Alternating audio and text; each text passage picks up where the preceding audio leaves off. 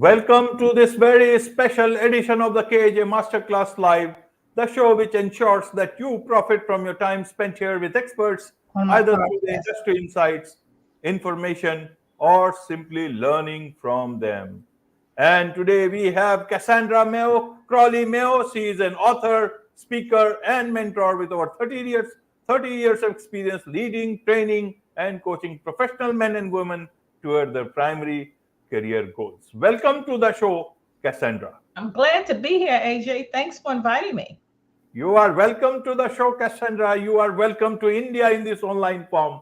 And I'm sure not just in India, but a lot of people across the globe will benefit from what we'll be talking about. We'll be talking about how one can release himself or herself from self imposed limits. So, Cassandra, I want to first understand, why do people create these barriers, these limits to themselves? What is it that comes in their way? Help us understand. Is it because of circumstances? Is it because of people? Is it, but they are themselves doing it for themselves? How does it happen? Why does it happen? Well, I think, and that's why I wrote my book titled Is Your Way in Your Way? It's a self discovery guide for individuals to learn from experiences and also be their best self. And a lot of this comes from, and the reason I wrote the book, because I have been in my way for years. And because of that, I call it self-limiting beliefs. These are old programming. When we growing up, we just live life, have fun, no fears, no nothing. And then once you get up and start working and getting out into the workforce, you start having those blinders on because this is the way people have told you or you've been treated. For example, in every position that I've had, I was always the first African American female in all of my roles. And because of that, they were individuals that would say I got the job because of my race. And I started wondering about that, and also worked even harder to let them know it's not my race. It was because I was qualified to do it. However, I was treated differently and my behavior was different.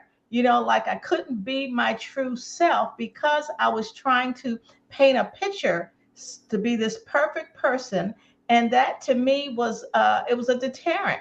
I wanted to be who I was, and because of who people thought I was, because of the stereotype, then I felt that I had to be treated differently. And I think that it's people's lives, things that occur in their lives. For example, you may have parents, like for women, they'll say, shh, don't say anything. You're supposed to just sit back, listen, be quiet.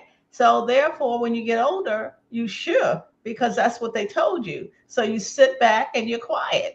And so, in other words, we're unable to use our voice. And a lot has to do with our personal experiences that we've had in our lives.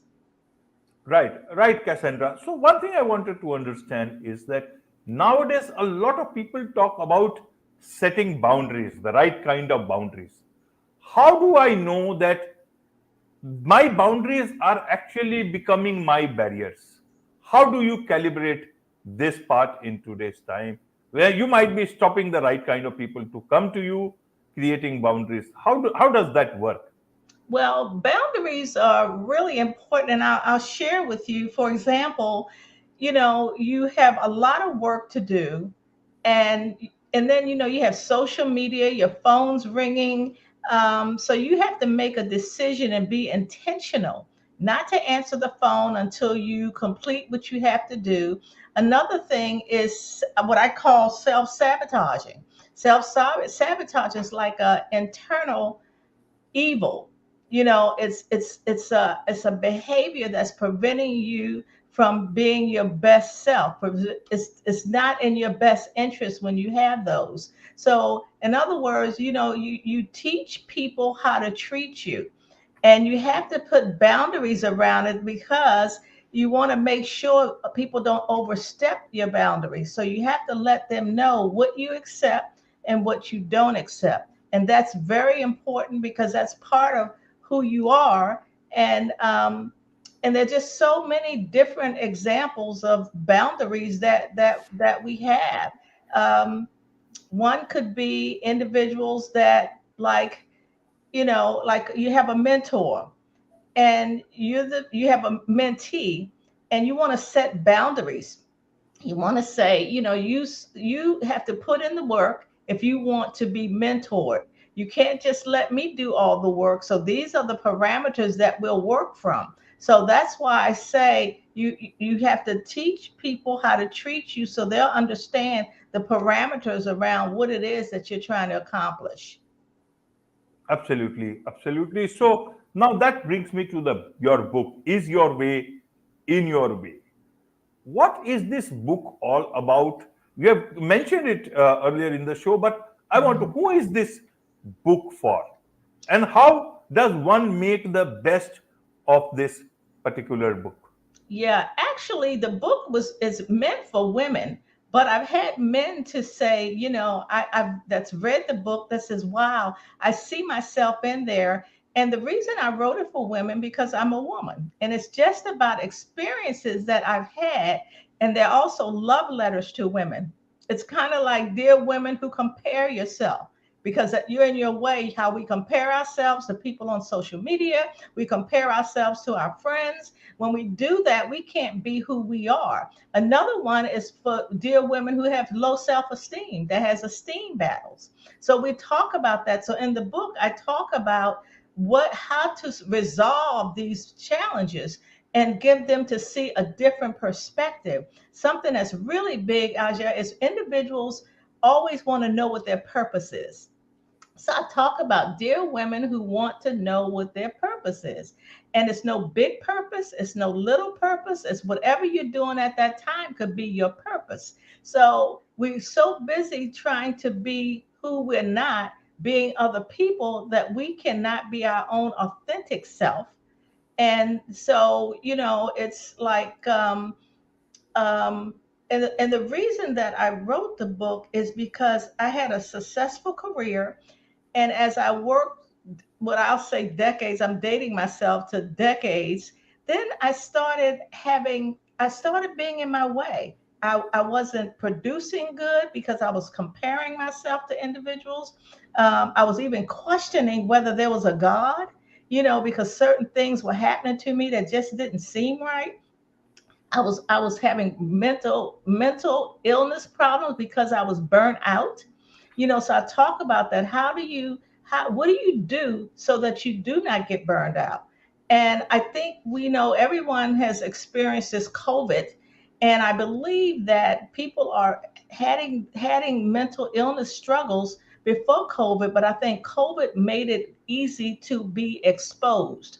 So I think people were always exhausted. I think that they a lot of people were sick and they called it stress. So I just think that it's just an opportunity for people to restore themselves and learn from the experiences they've had so that they can be their true self. Because a lot of us are not being who we want to be. So therefore, we don't do what our goals are because of those self limiting beliefs like imposter syndrome, um, people pleaser, trying to be perfect, comparing yourself.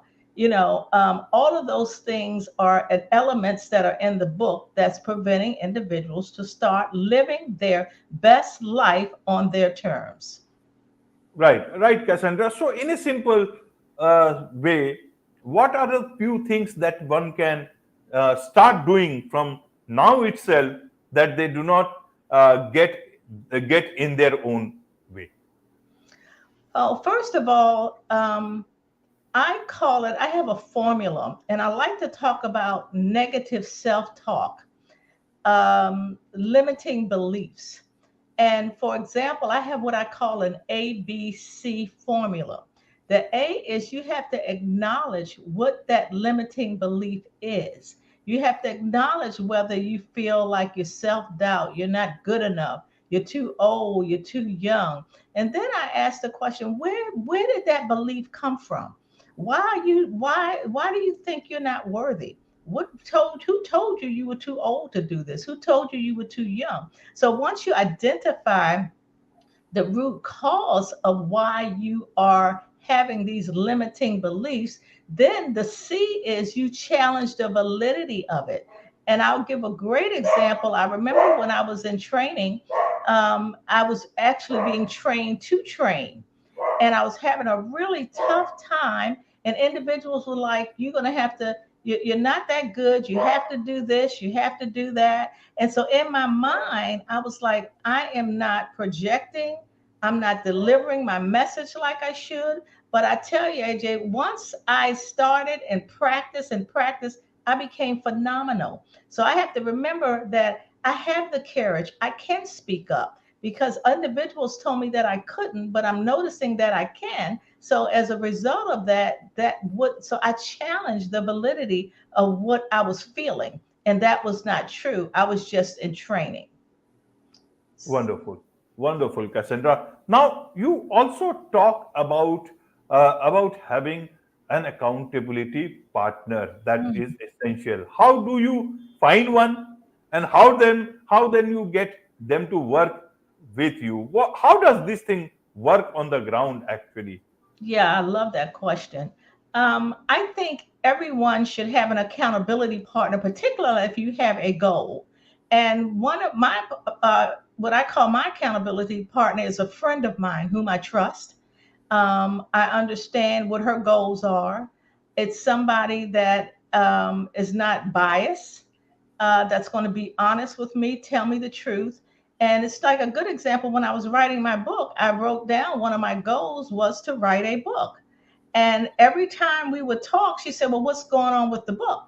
And I'm like, "Oh, nothing." She said, "Well, you're wasting my time because that's your goal and you're not moving forward with it." So, in other words, those partners help you stay on track because I don't want to have another call with her for her to ask me a question about what's the status of my book, and I don't have a status. So that's why I say it's important and to find somebody that you trust, you admire, you respect, um, and that's why I say it's important to have friendships. It's important to have relationships. I call it my board of directors.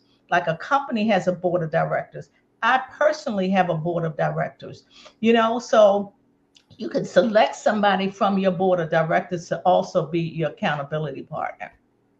Right, right. So the board of directors always tell the CEO to always take care of the bottom line. What is the bottom line here? What's the bottom line? Yeah, in terms of the numbers, the profit. Um, it depending on what the goal is and what it is that you want to accomplish.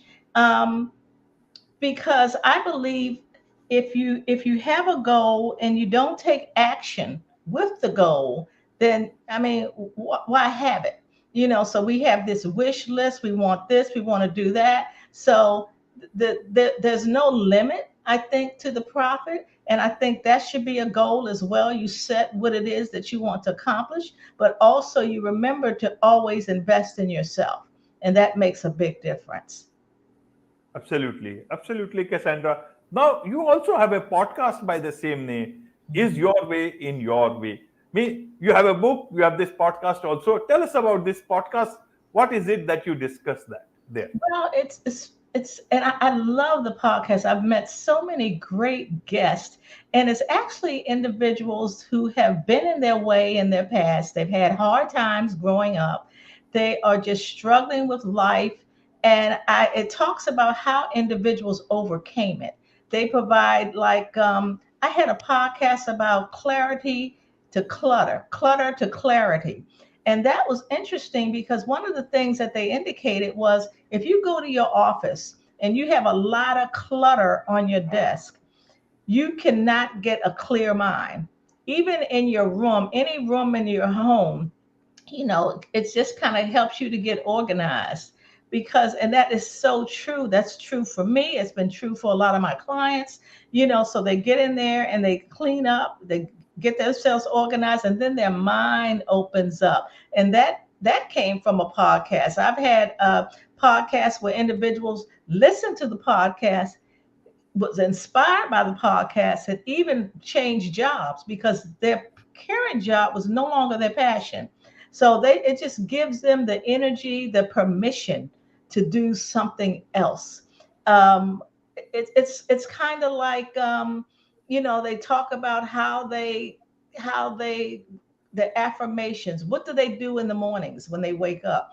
First, they make the bed, they meditate, they do devotions. There's certain things to make it routine because that kind of starts your day off. So those are the things that individuals that have overcome, have obstacles in their way, have limiting beliefs. So individuals that have had those same challenges are individuals that I have on my podcast.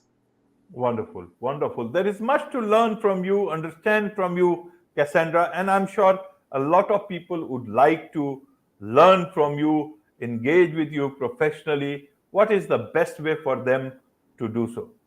The best way for them to do so is you can contact me at Mayo, Mayo CassandraCrawley.com.